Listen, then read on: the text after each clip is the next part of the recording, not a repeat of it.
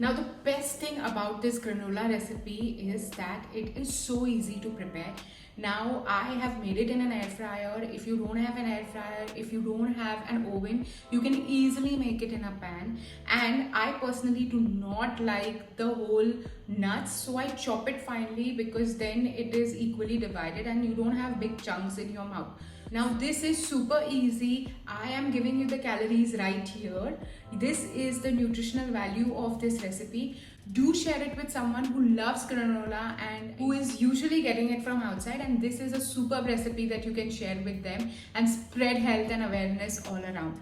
So thank you so much. Do like, share and subscribe to my channel. Do share it with your loved ones, and thank you for all the support. It means a lot to me. Thank you. See you in the next video.